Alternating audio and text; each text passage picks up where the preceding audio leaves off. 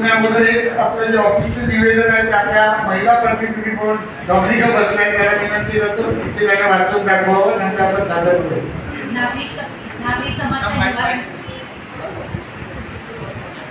नागरिक समस्या निवारण समिती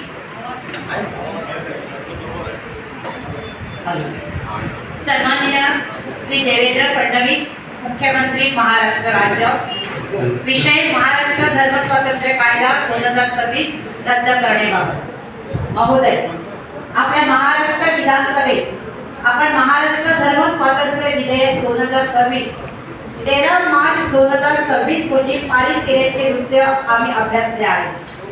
प्रस्तुत विधेयक भारतीय संविधानाच्या कलम 19, 21 आणि कार्यकलम 25 च्या विरुद्ध आहे हे आम्ही नम्रतेने आपल्या निदर्शनास आणू इच्छितो. म्हणून त्या विधेयकाचे रूपांतर कायद्यात करू नये, ते रद्द करावे अशी आम्ही समस्त समाजातर्फे आपल्याला विनंती करतो. कृपया आमच्या विनंतीचा सहृदयतेने विचार करावा ही विनंती. आपल्या शुभकार्यास आमच्या हार्दिक शुभेच्छा. नागरिक समस्या निवारण समिती हे जे निवेदन आहे ते आपले बिशप थॉमस डिसोजा आणि नागरिक निवारण समितीचे अध्यक्ष श्री विलियम फर्नांडिस यांना मी विनंती करते की त्याने आपले खासदार आणि आमदार यांना द्यावे.